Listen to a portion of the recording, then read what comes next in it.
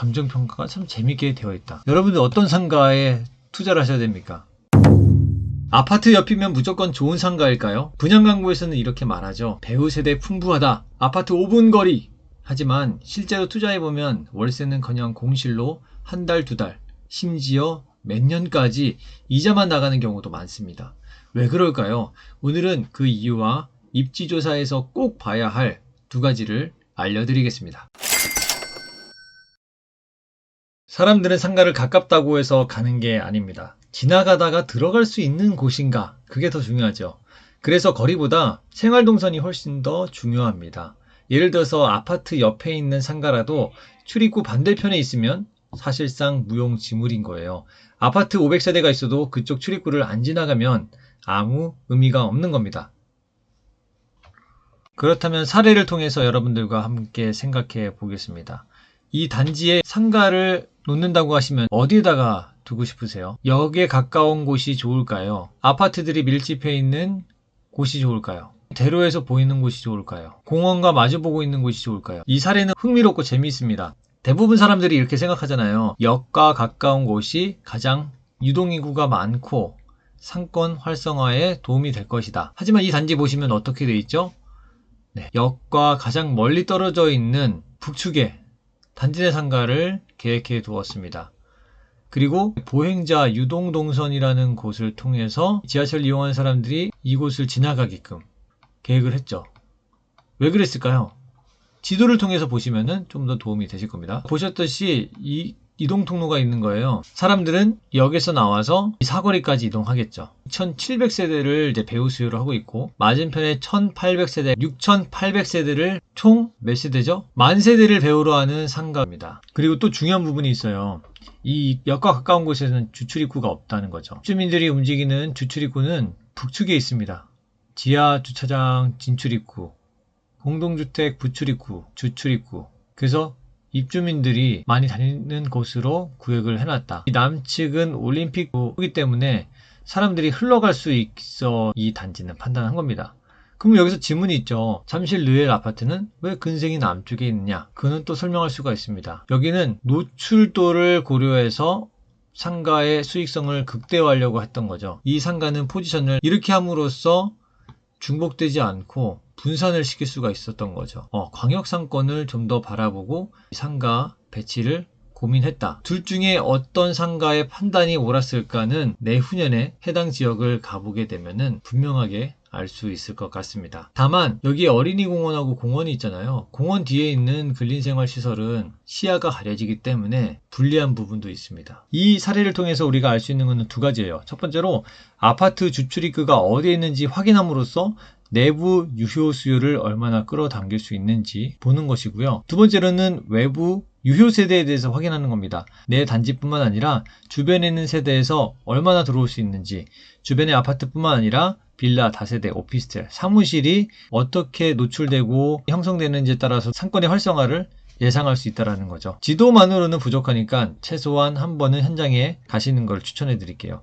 그러면 다른 단지를 사례로 여러분들과 함께 이야기를 해보겠습니다. 30세대 배우 수요를 가지고 있는 단지 내 상가입니다. 근린생활시설 주출입구 주변에 있고요. 보행자 출입구도 있네요. 그리고 아래도 근린생활시설이 있습니다. 보행자 출입구와 차량 출입구. 여러분은 어떤 상가가 더 비쌀 거라고 생각되세요? 차량 출입구가 있고 보행자 출입구가 있는 근린생활시설 1번 그리고 2번 근생 1보다 규모가 더 많고 보행자 출입구가 역시 상가 왼쪽으로 있고 출입구로부터 거리는 아래 상가가 더 머네요. 이 상가는 감정평가를 받아서 온비드를 통해서 입찰을 하고 있습니다. 어떻게 계산하고 있는지 보시면은 여러분들이 생각하는 금액과 실제로 감정평가, 내정가로 얼마나 산정되어 있는지를 비교해 보시면서 어떠한 상가가 가치가 높은지 판단할 수 있으실 것 같아요. 그러기에 앞서서 지도를 통해서 한번 보도록 하겠습니다. 북측에 근린생활시설이 하나가 있었고 남측에 근린생활시설이 있습니다. 차량 주출입구가 위아래 있었고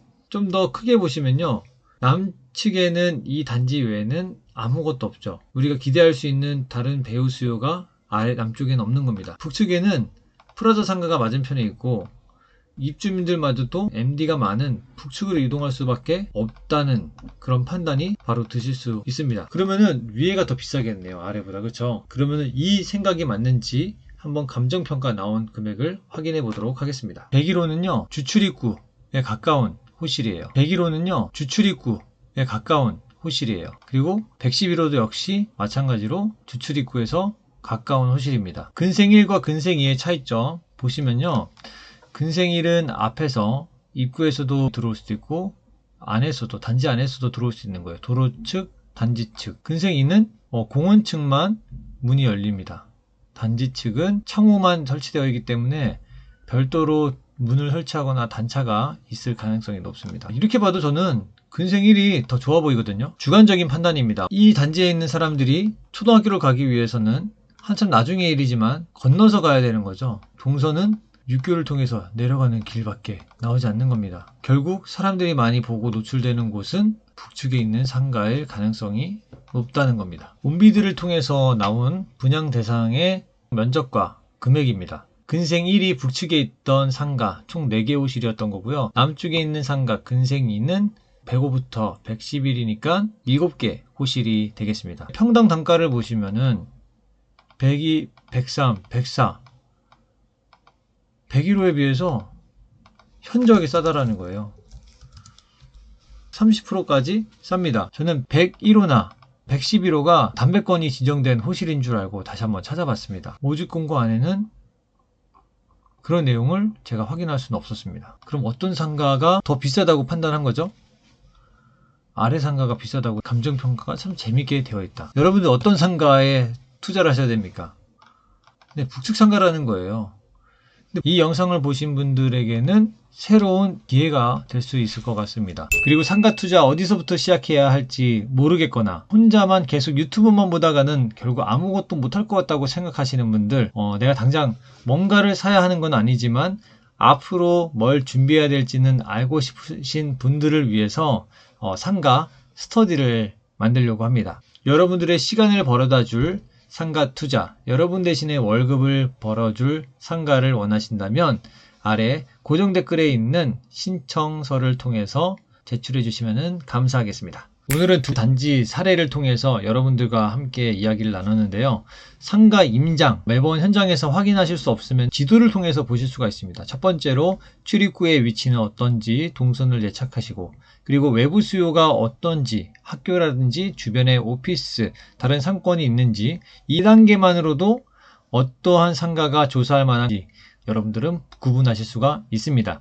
아파트 옆에 있다고 다 똑같은 상권이 아닙니다. 생활동선과 유효 세대를 알면 조사할 상가와 피할 상가를 확실하게 나눌 수 있습니다. 이런 팁들 앞으로도 제가 또 다른 영상을 통해서 알려드리겠습니다. 여러분들의 구독과 좋아요는 제가 영상을 만들어 가는데 큰 도움이 됩니다.